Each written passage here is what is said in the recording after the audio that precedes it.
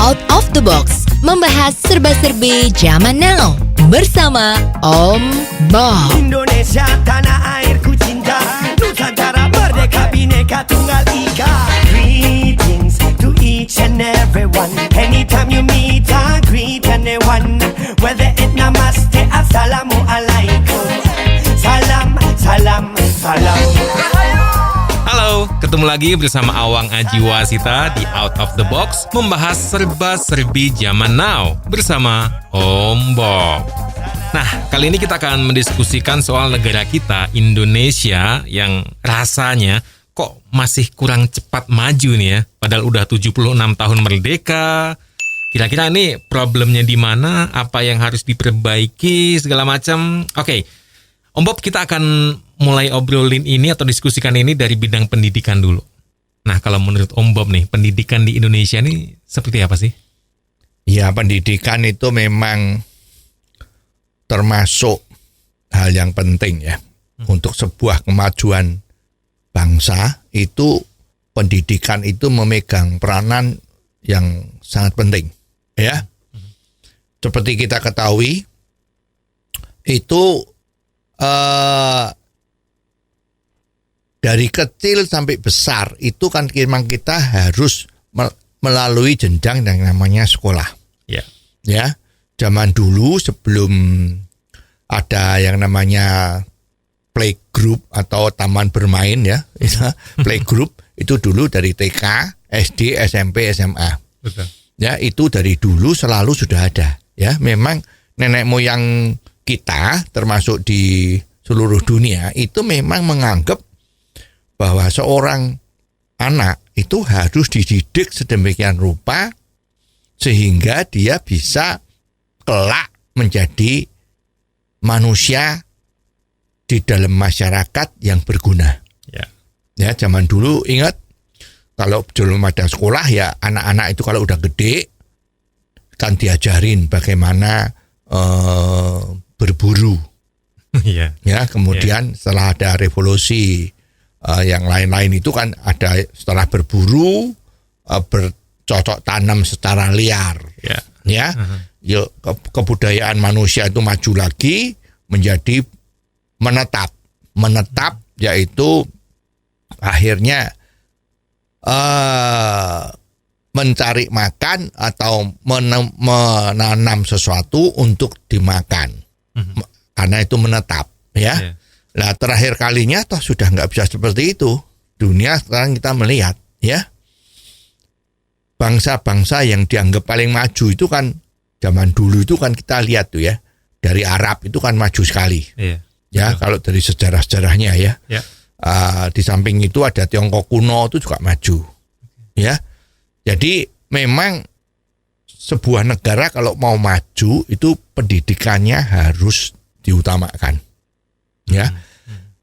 Kalau pendidikan itu tidak diutamakan atau menjadi mundur atau tidak bisa menguasai kemajuan-kemajuan zaman, maka negara itu akan tertinggal. Ya.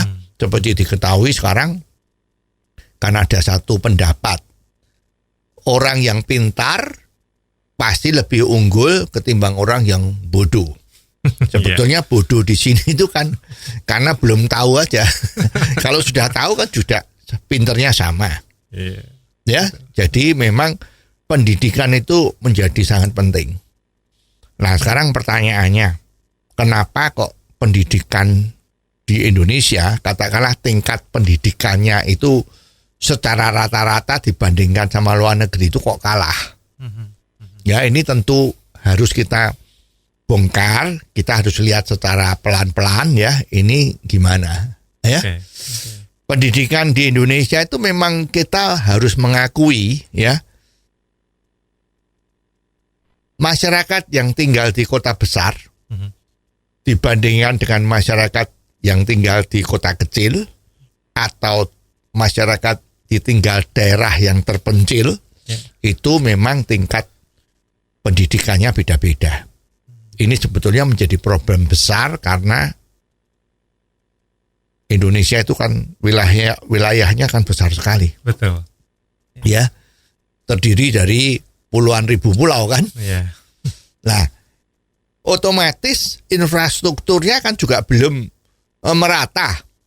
Ya, jadi memang jurang pendidikannya itu akan muncul seperti itu. Karena kota yang terpencil pendidikannya pasti kalah dengan kota besar.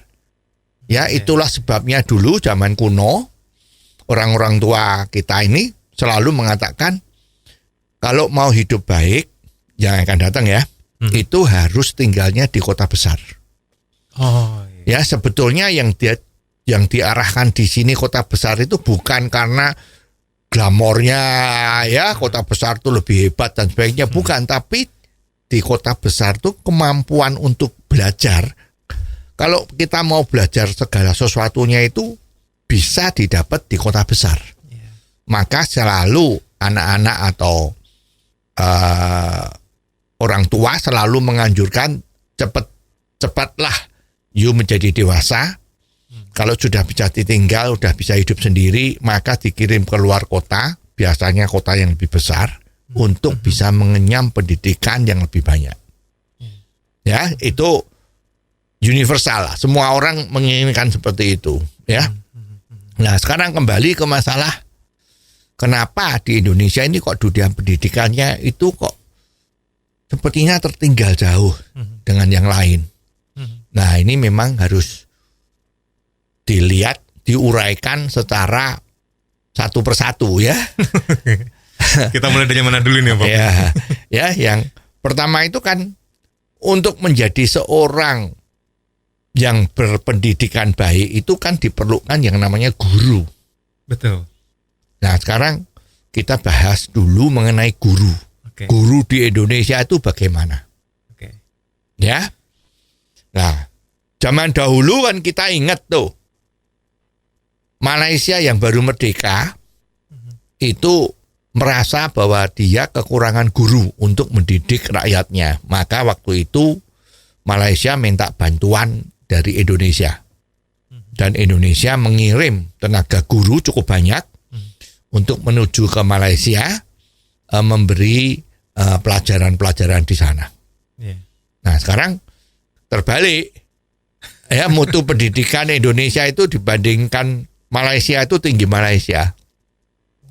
Secara rata-rata ya, jangan ngomong, kita punya Universitas Gadjah Mada kan tetap bagus. Ya, bukan begitu, tapi secara umum ya. Overall-nya gimana. Nah, ini sekarang kan lagi bicara soal guru. Lah, guru itu bagaimana? Ya. Nah, pertama kali memang kita harus menganggap guru itu sebetulnya sebagai pendidik. Ya, bukan sebagai tenaga kerja. Ya, bukan buruh lah ya istilahnya. Kalau guru itu orang kan selalu kalau jadi guru kan kamu pekerjaannya apa? Guru. Bukan kerjaanmu apa? Buruh kan, bukan. Ya, selalu guru.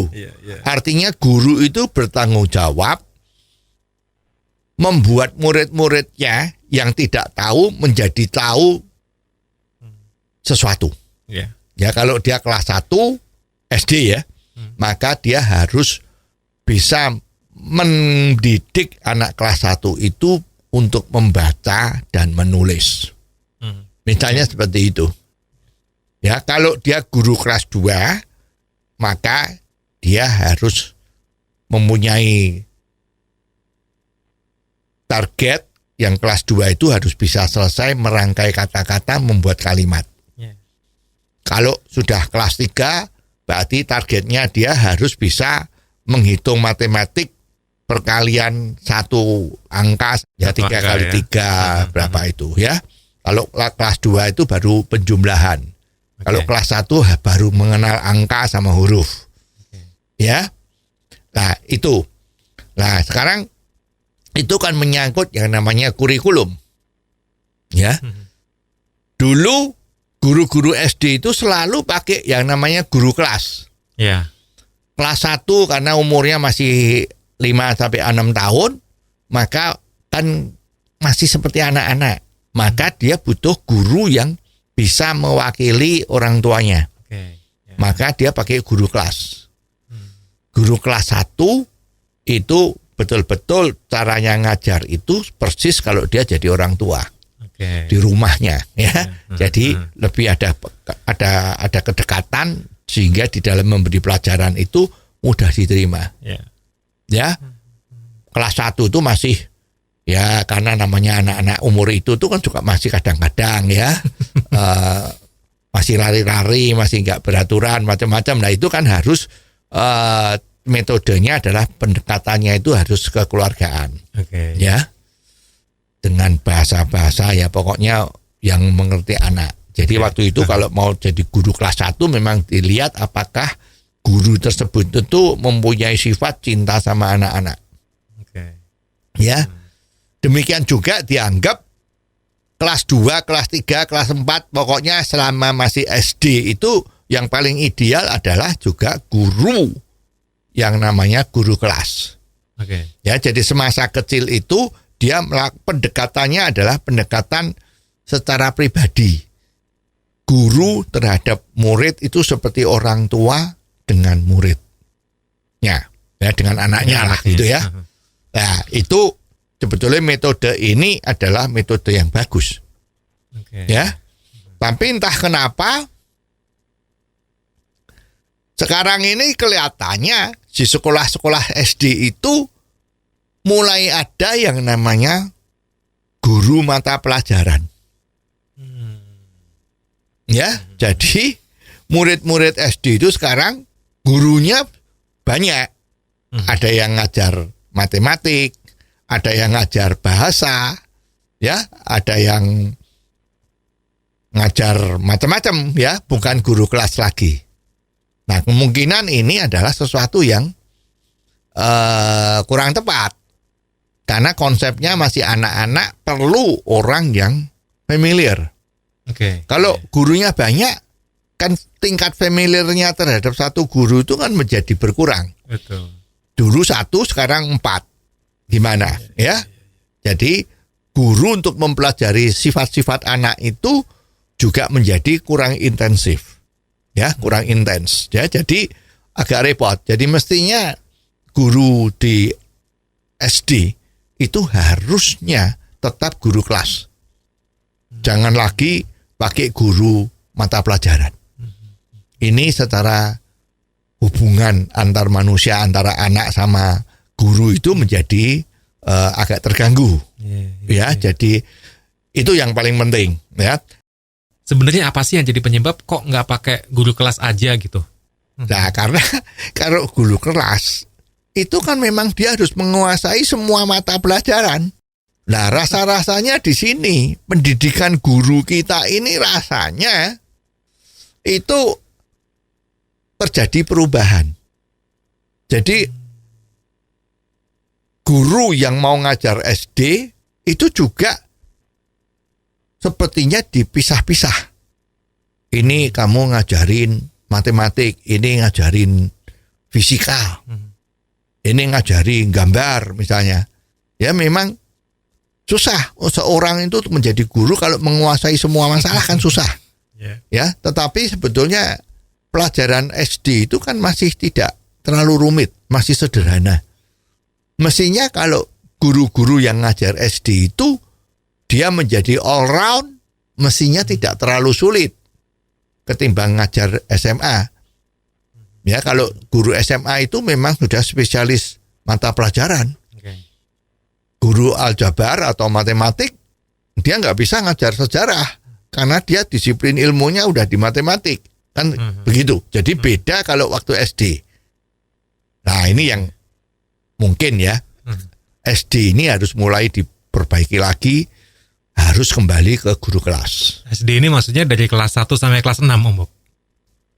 Ya, di SD. Karena SD masih kita anggap orang-orangnya itu, anak-anaknya masih kurang stabil ya. Nah, kalau SMP kan udah gede nih, umurnya udah 12 tahun kira-kira kan. Nah, ini dia udah mengerti. Jadi udah pendekatannya terhadap anak-anak umur 12 itu sudah nggak ada masalah. Tapi untuk anak yang umurnya masih di bawah 10 itu kan kedekatan itu penting agar supaya dia mau belajar, mau menerima petunjuk dari gurunya. Kemungkinan itu dari situ dulu. Oke, itu kan dari sisi teknik mengajarnya nih Om Bob. Tapi ada juga nih ada banyak yang ngomong, bahkan ini jadi isu tentang gaji atau penghasilan seorang guru yang konon membuat guru ini jadi tidak totalitas dalam mengajar, jadi penghasilannya dianggap sangat kecil gitu. Menurut Bob gimana ini? Ya, itu memang kalau mau merekrut seorang guru itu sebetulnya harus melalui beberapa faktor yang akan mendukung fungsi dia sebagai guru. Oke. Ya, kalau kita lihat begitu ada satu buka lowongan kerja untuk guru, itu yang ngelamar kan banyak sekali itu. Betul. Ya, nah, ngelamar banyak sekali, dan kalau kita melihat kurikulum vitae-nya yang dikirim itu ternyata banyak yang nekat. Artinya tuh dia nggak punya pendidikan guru, ya, tetapi dia yang ngelamar. Ya, jadi seolah-olah itu guru itu menjadi lowongan pekerjaan orang yang nganggur, ya. Ya, sehingga pada saat melakukan seleksi itu karena masuknya itu banyak yang bukan pendidikan guru, sedangkan yang berpendidikan guru itu juga sedikit, ya, maka biasanya rekrutmen biasanya kan dilakukan tes, ya, tes, wawancara, lihat backgroundnya dia dulu sekolahnya di mana macam-macam itu, karena yang memenuhi syarat itu sedikit, jadi akhirnya ya terus udahlah terjadi teknik katrol-katrolan itu, jadi sebetulnya yang tidak memenuhi syarat juga dijadikan guru. Ya, jadi sebetulnya inti dari kesulitan kita pertama sekarang ini adalah kita nggak mempunyai stok guru-guru yang memang siap menjadi guru. Ya. Nah, kalau kita lihat gejala seperti ini, hasil pendidikannya seperti ini, salah satu faktornya adalah ada guru-guru yang sebetulnya tujuan menjadi guru, mengajar, ya, menjadi guru itu sebetulnya mencari pekerjaan. Ya, daripada susah mencari kerjaan di bidang mana-mana nggak ketemu atau tidak diterima, iseng-iseng, syukur-syukur bisa jadi guru. Ya, lah biasanya seleksi-seleksi yang seperti ini yang membahayakan dunia pendidikan. Ya, jadi memang betul harus diseleksi, biasanya harus melalui psikotes, ya. Oke. Apakah memang orang yang lamar tadi itu mempunyai sifat ingin mendidik anak supaya anak itu menjadi pinter. Di sini kan dibutuhkan yang namanya motivasi untuk tidak mudah menyerah. Iya. Ya, anak didik kita itu kan tidak merata tingkat kecerdasannya. Ya, jadi ada yang dikasih tahu 1-2 kali udah jelas, udah ngerti. Tapi ada juga yang dikasih tahu 4-5 kali masih belum jelas. Harus diulangi lagi. Nah, ini kan dibutuhkan seorang guru yang motivasinya tinggi, keinginan untuk membuat anak itu pinter tinggi, dan jangan mudah putus asa. Ini kan dites pakai psikologi, ya. Harus dites psikologinya itu. Nah, itu harus, apakah ini ada. Tapi Bob, yang masih jadi pertanyaan adalah kenapa banyak orang yang mau atau pengen jadi guru, ya? Ya, kalau orang mau berpikir pendek, itu jadi guru itu kan paling enak. Oke.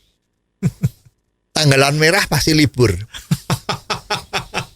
Ya, apalagi sekarang Sabtu termasuk sekolahan libur, jadi dia juga libur. Belum libur cawu. Oh iya. Libur kenaikan kelas. Itu kalau dihitung-hitung seorang guru itu liburnya itu, ya, dalam setahun kalau 12 bulan dia punya libur itu kira-kira 3 bulan.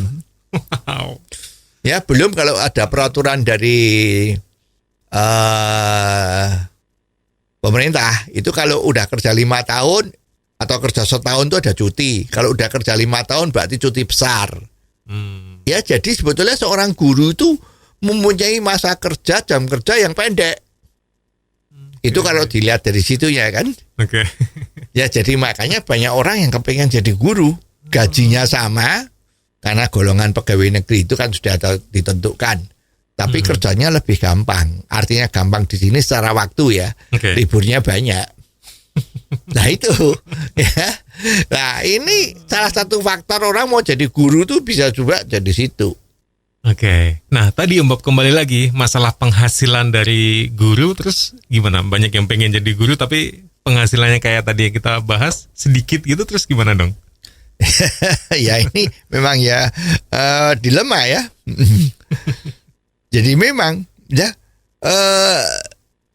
kalau orang lamar guru itu tujuannya bekerja untuk mendapatkan duit, Iya. ya, maka dia akan menggunakan kedekatannya dia dengan murid-murid itu untuk menjadikan sumber pendapatan. Maksudnya? Ya, jadi kan dia ngajar murid-murid. Iya. Nah, kan murid-murid itu kan biasa. Sekarang kan orang tua tuh kan kepengen muridnya itu kalau bisa belajar atau sekolah itu mencapai ranking. Ranking 1, ranking 2, ranking 3 biar kelihatan pinter gitu kan. Kalau anaknya pinter kan orang tuanya seneng. Iya. Jadi sering-sering anak-anaknya itu ya bagaimana caranya belajarnya supaya bisa hebat. Iya. Nah, lah rupanya peluang ini diketahui sama guru-guru. Maaf, guru-guru yang oknum guru lah ya. Ya, jadi dia tahu bahwa ini banyak orang tua yang mau membuat anaknya lebih pinter. Nah, kalau mau lebih pinter kan jam belajarnya kan ditambah. Nah, jadi artinya kalau jam sekolah itu mulai katakanlah SD ya, mulai masuk jam 7, selesai jam 10, ada yang kalau yang udah kelasnya agak tinggi selesainya jam 11 atau 12. Nah, itu dia melakukan pelajaran tambahan. Ya, jadi bagi anak-anak yang kepengen lebih pintar lagi, lah dia menawarkan jasa untuk memberi les tambahan. Oke. Nah, ini penyakit. Ya. Memang tujuannya mulia, memberi les sama anak didiknya supaya dia lebih pintar. Iya. Ya. Iya. Nah, sering-sering ini ada yang mentalnya kurang kuat, ya, jadi menjadikan anak didiknya itu menjadi berbeda-beda. Satu anak kesayangan karena dia tuh di samping sekolah dia juga les pribadi. Nah, ini anak kesayangan. Oke. Ya. Jadi kalau besok mau ada ulangan atau apa, dia diajarin pakai soal-soal yang besok mau keluar, misalnya seperti itu. Oke. Ya. Jadi otomatis nilainya bagus. Dapat privilege ya. Iya, privilege udah tahu soalnya. Ya. Nah, jadi ini kalau udah seperti ini kan jadi repot. Karena tujuannya dari guru ini mesti kelihatan. Jadi dia tujuannya jadi guru itu cari duit yang lebih banyak. Makanya memberi peluang untuk memberikan les di rumahnya, didatengin. Misalnya seperti itu, ya. Nah, kalau sampai ini terjadi sebetulnya nggak bagus ya, karena mentalnya oknum guru tadi itu jadi membikin anak-anak juga asah otaknya kurang kuat ngasahnya, karena soalnya udah dikasih tahu di rumah. Iya. Besok begini caranya membuat begini, jadi besok ulangannya nilainya bagus. Ini sebetulnya nggak boleh.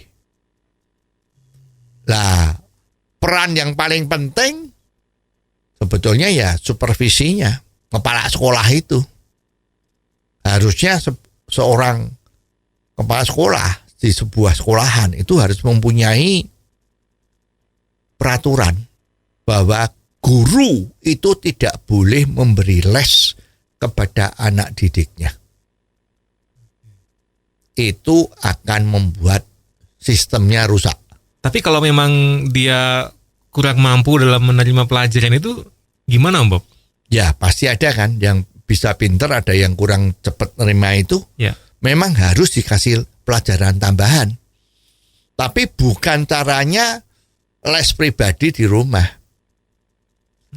Guru itu harus mempunyai sifat berkorban untuk membuat anak didiknya jadi pinter. Jadi misalnya muridnya ada 20. Ada 5 yang agak terbelakang pengetahuannya karena kalau diajarin tuh 15 orang udah tahu tapi 5 orang ini nggak tahu, masih belum lancar. Ya nggak apa-apa. Selesaikan pelajaran hari itu. Yang 15 itu sudah boleh pulang. Ya. Yang 5 jangan pulang. Yang 5 ini diberi pelajaran tambahan oleh gurunya tadi itu. Jadi bukan ke rumahnya memberi les pribadi. Ya, jadi itu harusnya yang dilakukan adalah seperti itu. Nggak bisa kalau terus dikasih les pribadi di rumah, itu rusak.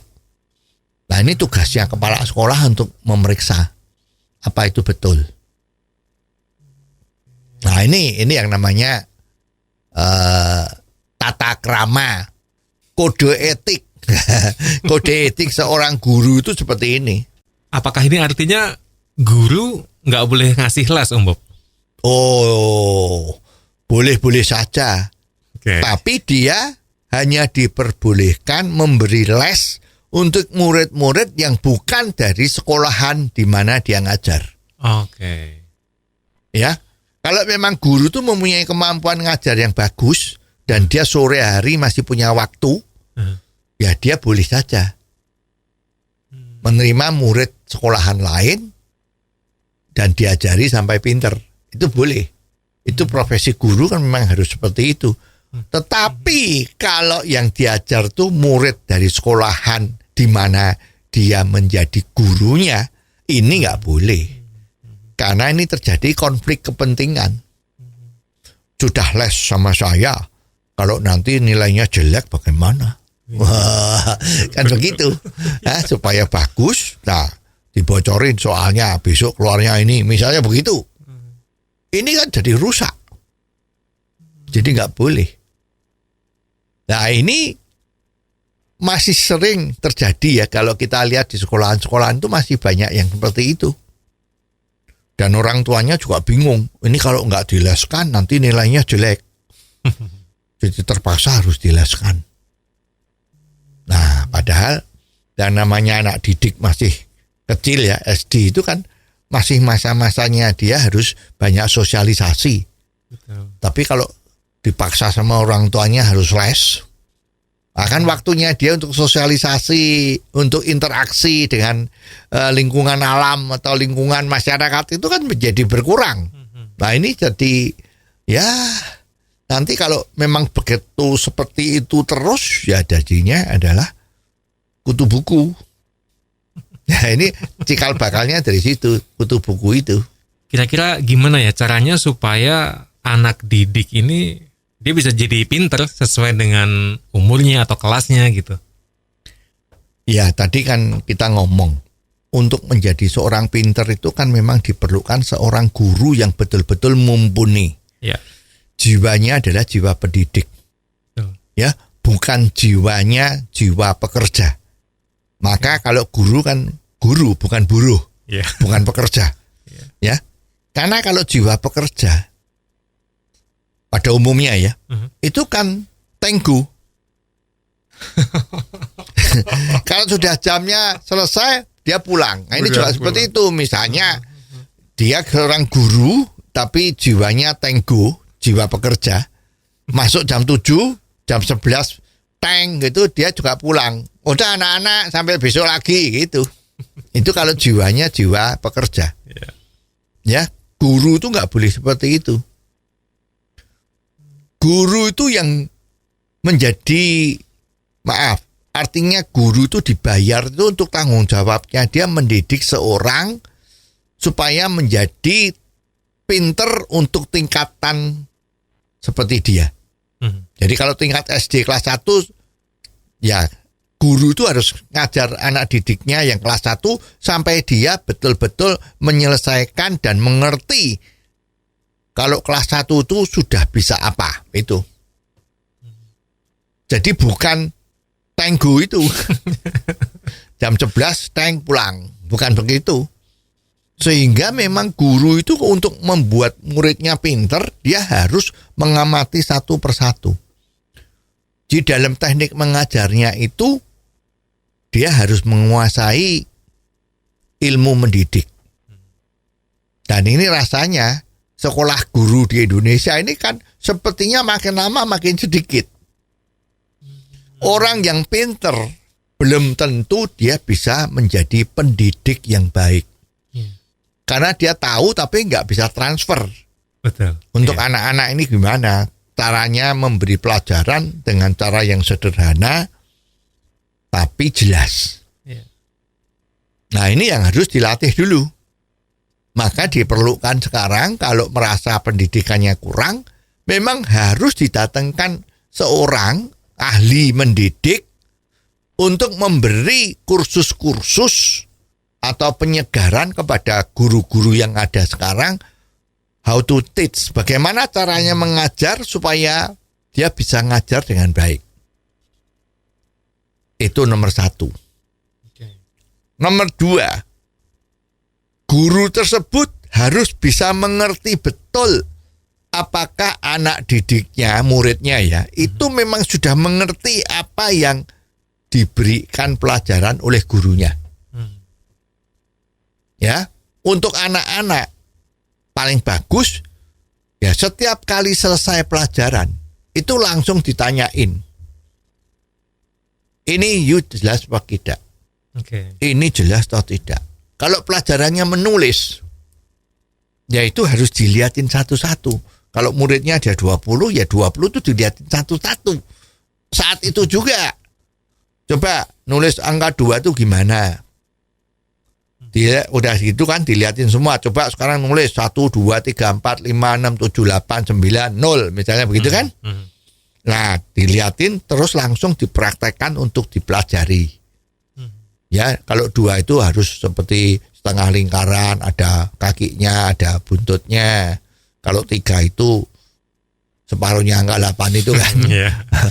Ya kalau 7 itu ada topinya. Topinya terus diturun ke bawah, yuk ada tangannya kecil itu. Nah ini dilihat betul atau tidak. Kalau anaknya ketahuan ada yang tidak benar nulisnya, gambarnya apa nulisnya itu nggak benar, langsung saat itu harus diperbaiki. Jangan besok. Muridnya 20, yang sudah betul 15, yang 5 nggak benar. Tank gitu yang 15 boleh pulang, yang 5 nggak boleh pulang. Gurunya juga nggak boleh tenggo kan. Yang 5 itu dipelajari sendiri-sendiri. Ayo nulis. Kalau 2 nulisnya begini, kalau 3 begini. Sampai dia bisa. Kalau dia bisa baru boleh pulang. Ya, mungkin kalau anak SD kelas 1 mungkin langsung 1, 2, 3, 4, 5 mungkin susah. Kalau 1 mungkin paling gampang kan. 2 mungkin agak susah. Ya, mungkin ya caranya sekarang hari ini ngajar 2, besok ngajar 3. Itu kan sudah ada kurikulumnya ya, ikutin aja. Orang tuanya dikasih tahu. Maaf, Bu, yang jemput kan biasa masih kelas kecil. Ini ada pelajaran tambahan. Supaya dia lebih ngerti, supaya dia benar. Jangan malah gurunya juga takut sama orang tuanya. Ini udah jam 11 kok, belum boleh pulang. Nah, jelasin. Nah, ini peranan kepala sekolah. Supaya antara orang tua murid sama guru jangan ada konflik. Ya, sering-sering kan gurunya takut sama orang tuanya. Lu gimana? Apalagi kalau orang tuanya itu agak serem ya.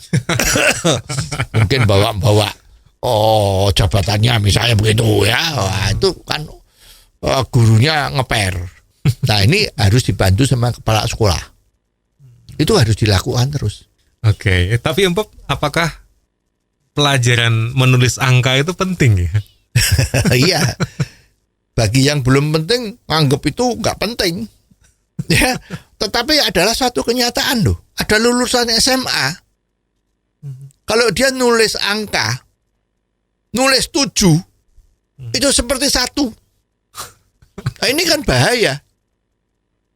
Dia kalau kerja di tempat yang dibutuhkan angka-angka, yang harus ditulis pakai tangan, dia tidak bisa diterima. Karena pada saat mulai kecil SD tadi itu, dia belajar angka 7. Itu topinya kurang panjang, kurang lebar topinya. Ya, jadi orang bisnis kelihatan loh ini 1 apa 7. Dan tidak ada tangannya, angka 7 kan. Iya, polos ya. Ya. Terus kalau angka 9, itu bisa seperti 8. Karena nulisnya seenaknya sendiri. Nah, ini kan merugikan anak nanti kalau udah gede. Maka harus betul-betul dipelajarin, betul-betul dia harus kelas 1 harus bisa nulis angka dengan baik. Ya itu betul-betul tugasnya guru. Jangan malah guru itu kita masih oknum ya. Itu masih ada di dalam kelas malah kadang-kadang lihat handphone. Chatting sama orang lain. Ini yang harus benar-benar. Nah, jadi itu sistemnya salah satu begitu. Udah diajarin, harus direview kembali. Review kembali, ketemu yang kurang, ditahan tidak boleh pulang, dikasih pelajaran tambahan. Itu yang paling penting. Ya. Oke. Tapi apakah itu bisa menjamin bahwa seorang guru itu bisa mengajar dengan baik, Om Bob? Ya, sekarang kan itu ada kata-kata yang sangat bagus. Manajemen without control is big zero. Ya, guru itu kan ngajar di sekolahan. Sekolahan itu ada kepala sekolah kan. Betul. Kepala sekolah itu tugasnya adalah mengawasi apakah guru itu ngajarnya betul. Nah, manusia itu kalau nggak diawasi, ya ini ada pendapat 2 aliran. Satu aliran pertama adalah mengatakan bahwa manusia itu pada dasarnya adalah baik. Ya, kalau manusia itu baik, itu nggak usah dikasih tahu, nggak usah dikontrol tuh, dia pasti jalannya betul. Yeah. Itu ada orang yang punya anggapan seperti itu, ya. Ahli-ahli itu bilang seperti itu. Tapi ada juga ahli lain yang mengatakan manusia itu pada dasarnya itu jelek. Jadi kalau dia tidak dilakukan pengawasan, apa yang dia dikerjakan yang seharusnya dikerjakan itu meleset. Karena kalau yang seharusnya dilakukan itu seperti tadi contohnya ya, ada murid nulis angka 7 itu nggak betul. Ya, kalau dia itu memang manusia yang dianggap jelek, ya, dia begitu, anak ini kok saya ajarin kok nggak bisa terus ya. Oh, memang dasarnya nggak bisa. Udahlah, pulang-pulang nggak apa-apa, gitu. Kan? Iya. Kalau yang ikut aliran manusia itu dasarnya baik, dia tanpa dikasih tahu, tanpa dikontrol, dia akan melakukan pelajaran tambahan. Ya dasarnya dia baik. Ini anak ini memang nggak bisa, harus diajarin lagi. Dia mengorbankan waktunya, seharusnya tank go, dia nggak go. Kalau haus ya nggak minum. Bayangin, ya tak? Demi anaknya itu supaya bisa. Kepala sekolahnya enaknya atau baiknya ikut aliran yang mana, Om Bob? Yang orang itu baik atau anggapan orang itu jelek? Ya, sebetulnya untuk kita di Indonesia, ini harusnya itu ikut yang mempunyai anggapan bahwa pada dasarnya orang itu jelek. Orang itu pemalas. Ya, dengan anggapan seperti itu, seorang supervisor atau kepala sekolah, dia sudah akan menganggap memang ini guru yang ngajar ini, kalau tidak saya awasi nanti dia tidak mau ngajar dengan betul. Nah, dengan punya anggapan seperti itu, dia bekerja juga dengan baik. dia di sini kepala sekolah ya. Oke. Jadi dia tentu akan mengontrol, akan melihat. Betul nggak dia waktu ngajar? Betul nggak dia melakukan supervisi terhadap anak didiknya, sudah mampu apa belum? Nah itu harus diperiksa semua kan. Oh ya, tadi juga satu, syarat untuk menjadi guru Ya. itu kalau bicara tuh ngomongnya harus seperti kita ini. Jelas toh, keras. Ya. Ya, kita banyak menemukan guru-guru yang ngajar itu suaranya timik-timik. Atau istilahnya kalau penyanyi itu suaranya tipis. Jadi kalau ngomong nggak denger. Itu juga nggak bisa jadi guru. Wah, tapi kasihan dong Om Bob. Kalau orang yang punya suara tipis nantinya nggak bisa jadi guru dong. Ya, kan anyway to Rome. Ya, jadi kalau memang dia itu suaranya tipis, tapi otaknya hebat, semangatnya hebat, itu ada jalan keluarnya. Pada saat dia ngajar harus dipasang pengeras suara di mulutnya. Sekarang kan banyak beredar itu. Beli di mana-mana ada, online juga ada kok. Speaker kecil yang bisa dikantongin, ada mic-nya. Pasangkan di baju kerahnya itu bisa. Ya, jadi sebetulnya kalau nggak punya alat-alat kayak gitu ya, kalau suaranya tipis ya udah nggak bisa jadi guru. Karena dia harus bicara keras sampai muridnya mudeng. Ya. Dan juga bicara keras itu efeknya besar terhadap anak didik. Kalau anak didiknya ngalamun, ya karena dia itu anak-anak ngalamun atau gimana ya, masih pengen minum susu lah atau gimana gitu, ngalamun.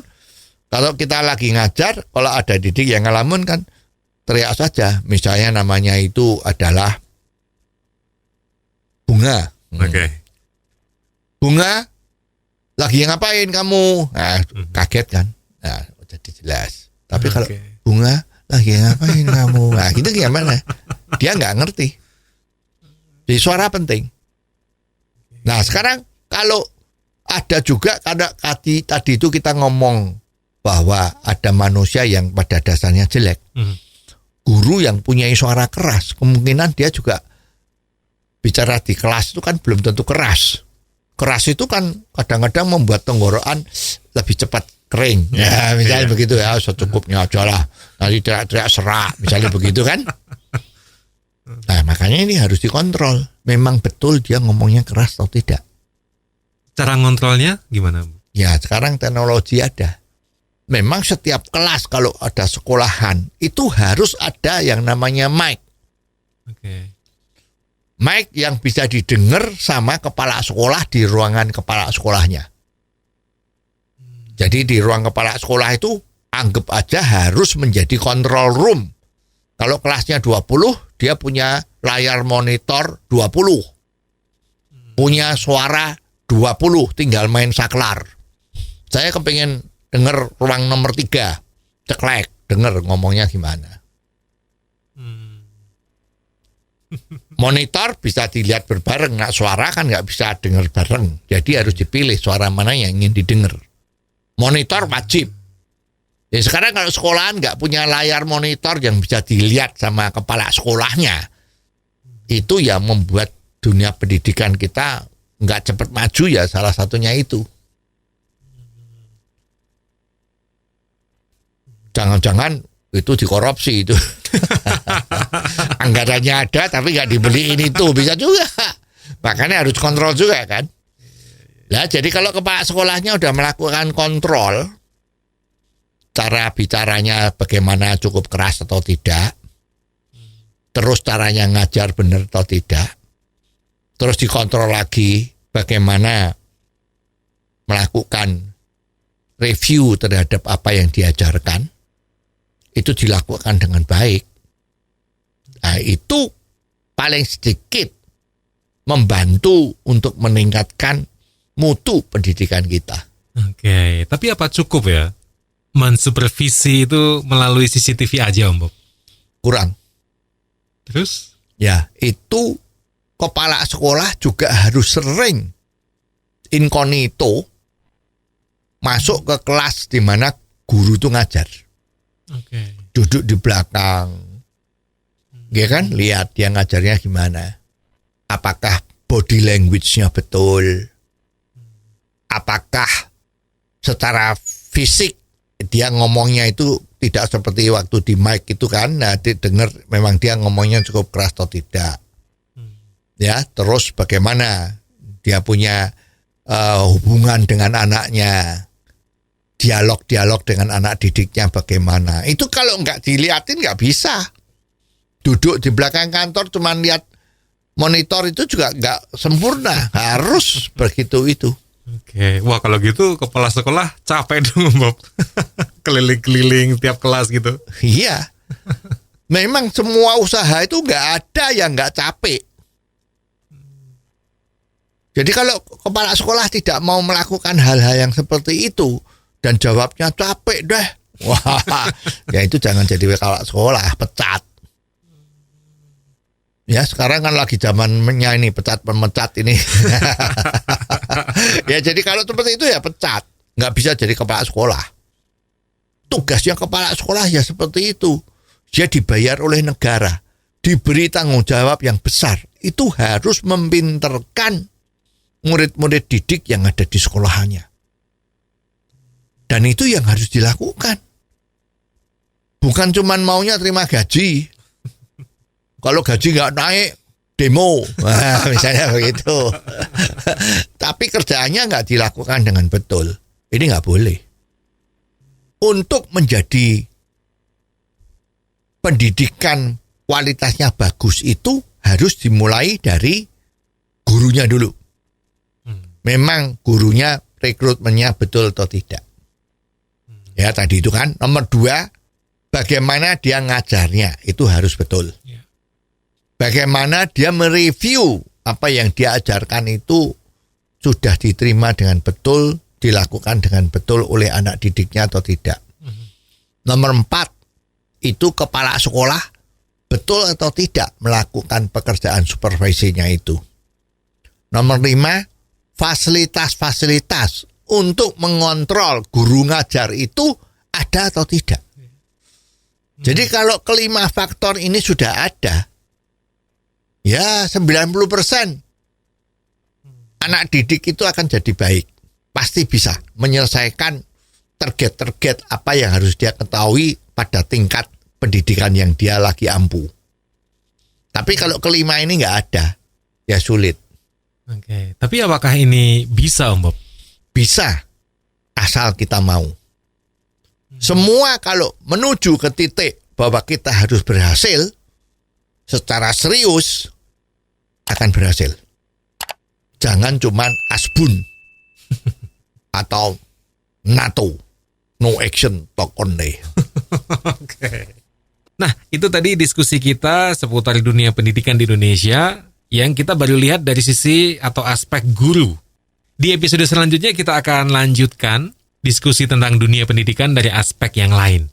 Nah, kalau Anda punya komentar, silakan dikirim melalui WhatsApp ke 0878 559 07788. Dan jangan Anda lewatkan Out of the Box versi singkat atau pendek dalam program Underline yang setiap hari disiarkan di radio kesayangan Anda ini. Anda pun juga bisa mengikuti Out of the Box melalui indotv.live. Awang Aji Wasita pamit, sampai ketemu di episode selanjutnya di Out of the Box membahas serba-serbi zaman now bersama Om Bob. Out of the Box membahas serba-serbi zaman now bersama Om Bob.